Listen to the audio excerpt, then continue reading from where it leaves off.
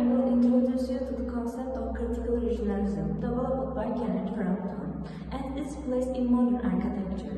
According to Frampton, modern architecture initially emerged as celebrated due to the influence of globalization, capitalist production, and mass culture.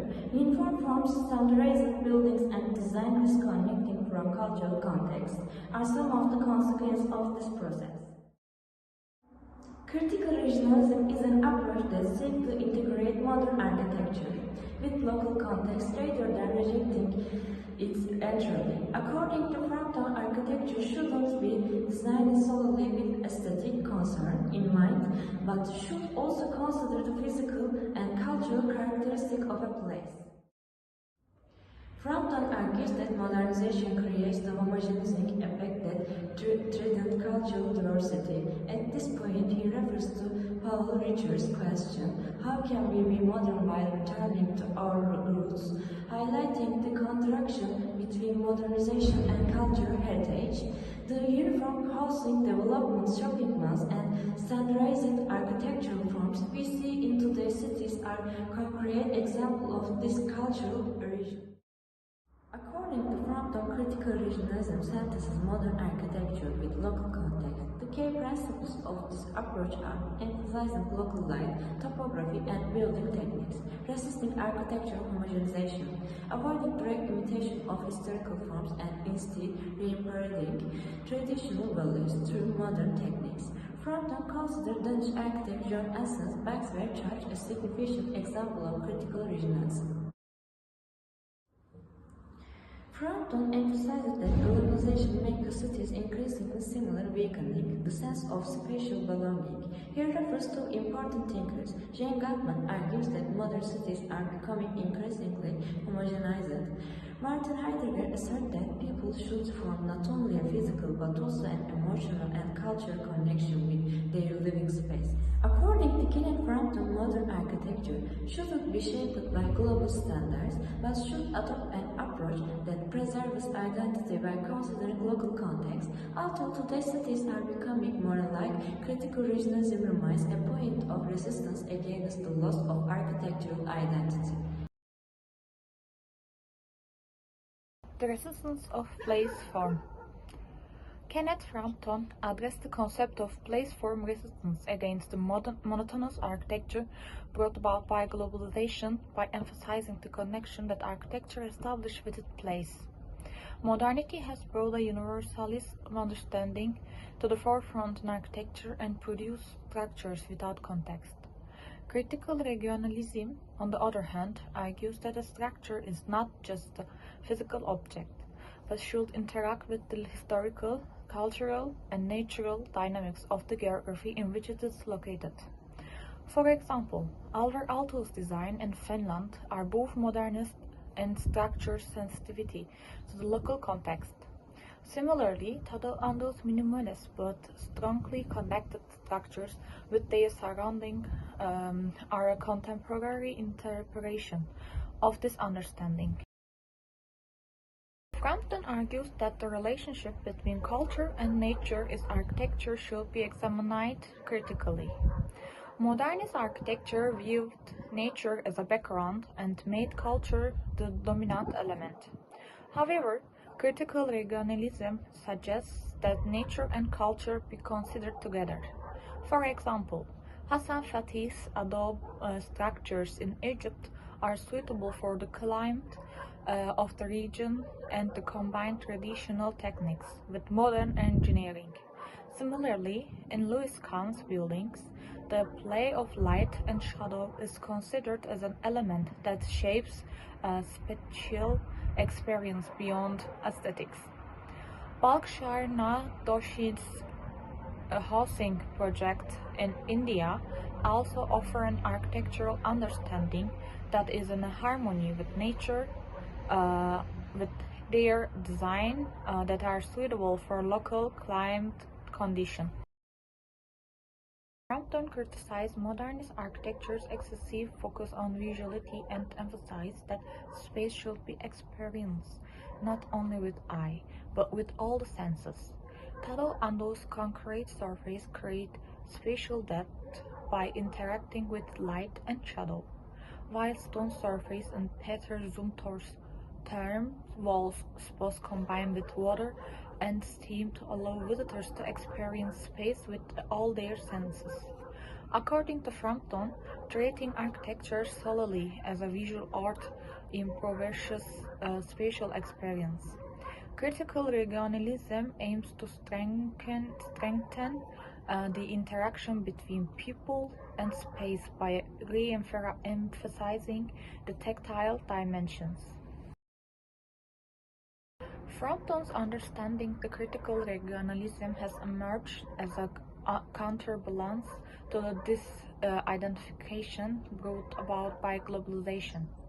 Architecture should not only create an aesthetics form, but should also include the history, topography, and climate conditions of its environment. Architects such as Alvar Aalto, Louis Kahn, Tadu Ando, Hassan Fathy, and Balkhrishna Doshi have combined modern architecture with contextual sensitivity by providing projects in line with this understanding.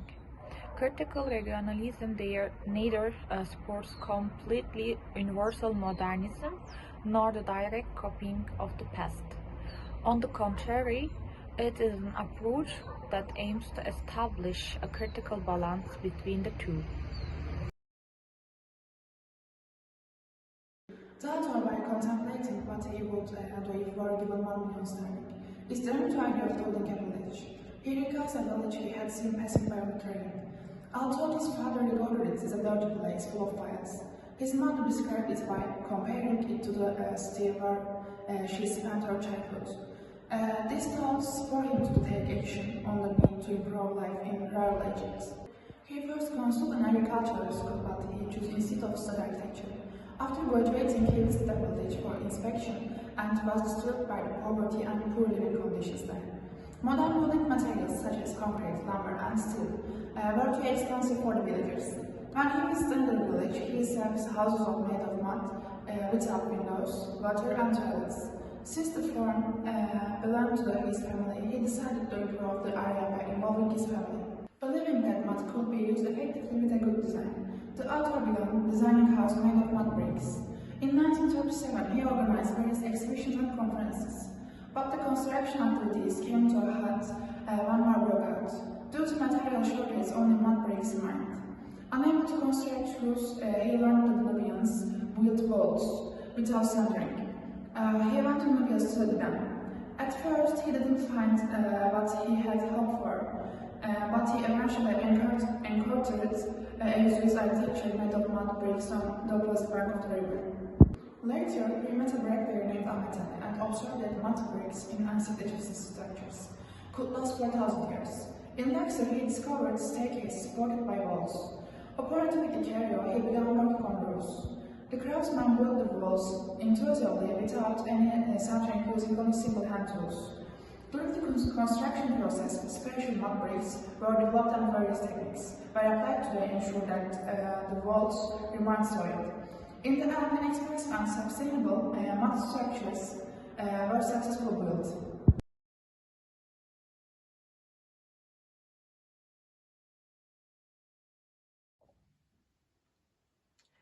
The main principles of critical regionalism. The first principle is topography and spatial context. This means a building should be in harmony with its surroundings. It shouldn't only be a structure, but also a part of nature. Second principle is climate sensitive.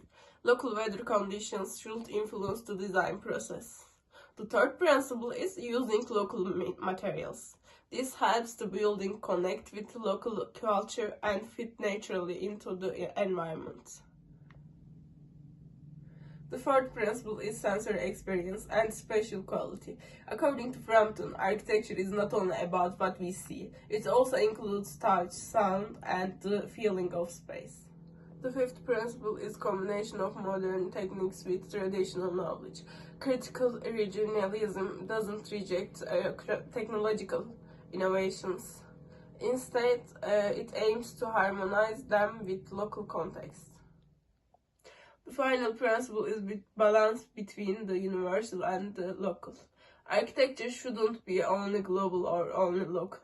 Frampton suggests that architects should study local culture and mix it with universal design ideas to create lasting and meaningful buildings.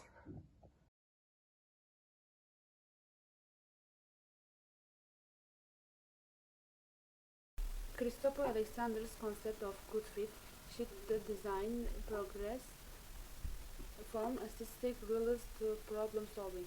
The goal is to minimize mismatches between form and its context, ensuring seamless integration.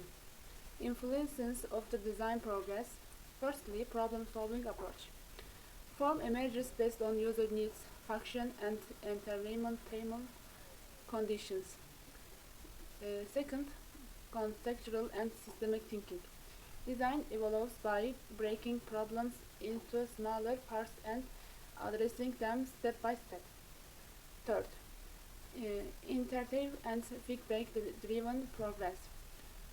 Continuous observation and refinement improve fit.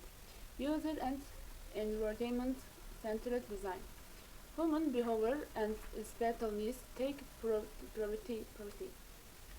Comparison with formalism. While Adrian Forsyth describes formalism as a self-relations aesthetic system, Alexander views designs as an adaptive progress shaped by real-world conditions. Good fit ensures that form is not just visually appealing but functionally and contextually integrated.